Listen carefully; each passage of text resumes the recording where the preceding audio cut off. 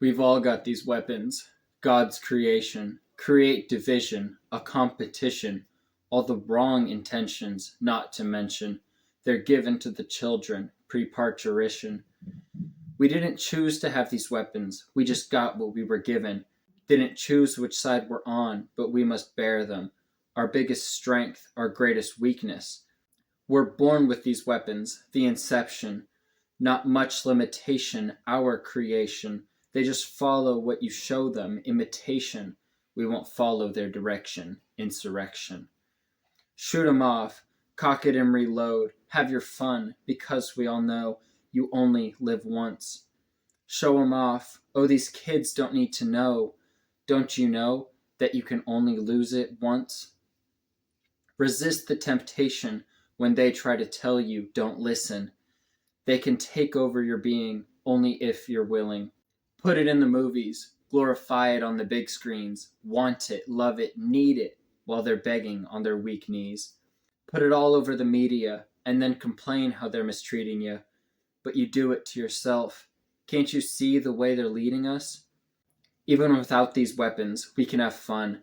Creation, destruction, both of them can come from outside and within, both scarred and fresh skin. Original function, find the joy from within. We were born with these weapons. Oh, how did it happen? We will die with these weapons. They're the cages we're trapped in. Hello and welcome. My name is Jaden, or Arranging the Pieces, and that poem you just heard is an original poem I wrote called Weapons, which I wrote when I was 18 back in 2021. It is a part of my first poetry book called Maybe Someday, which is a collection of poetry I wrote when I was at the ages of 17 and 18 and really trying to work through a lot of stuff in my life at the time, and was struggling to cope with a lot of things internally with myself and externally with the world around me. So this poem, Weapons, is an example of those struggles with more the outside, external world. So at the time, I was feeling very overwhelmed with a lot of the stuff going on, like in the media and everything. And of course, being 18, I was kind of getting to a place where I was a bit more active and like consuming a lot more media of all sorts of different kinds. And it was just kind of a like harsh shock for me in a lot of ways, like having to deal with all these things at the same time and all this negativity, especially that's just all over all sorts of media and in news and online and social media and all that kinds of stuff. Like it was just a lot to handle and got me really in a negative mentality and way overwhelmed. So that's why I ended up writing this poem, just to kind of release some of that tension that had built up within me because of all this.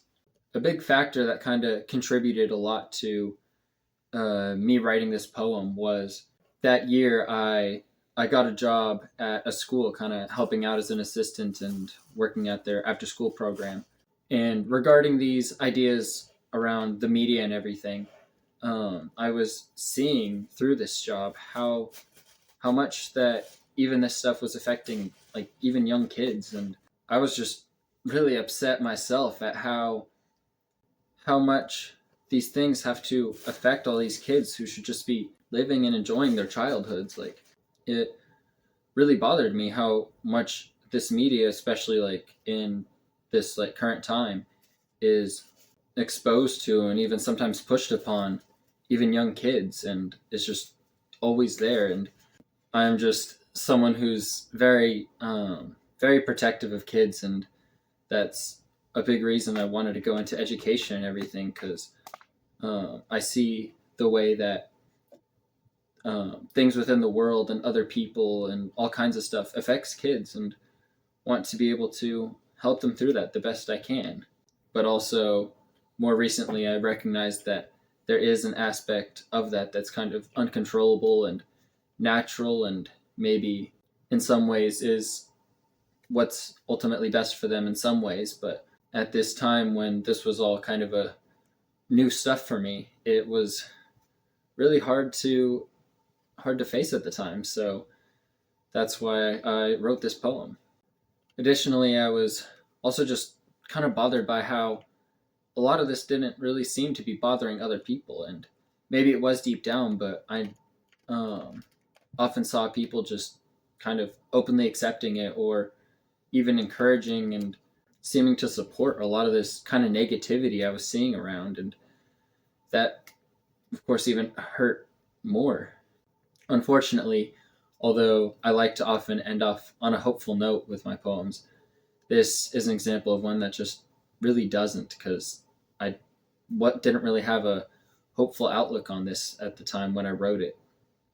So it kind of ends recognizing that this is just kind of the truth of how things are, and there isn't really a massively hopeful outlook I can have on it right now. Like, it's something that even now, years after writing that, like, there of course still is tons of negative stuff overwhelming us constantly in all sorts of media. And despite that, though, like, now, like, present time me can see a bit more of the good and be a bit more accepting of the bad and be able to cope with it a little bit better than I did back then when it just completely overtook me. But yeah, an interesting thing about going back to these poems I wrote several years ago is I can kind of see how I've changed and grown from then. So I hope that you can maybe see that somewhat. And despite this being a bit of an earlier poem of mine that may have been a bit more of a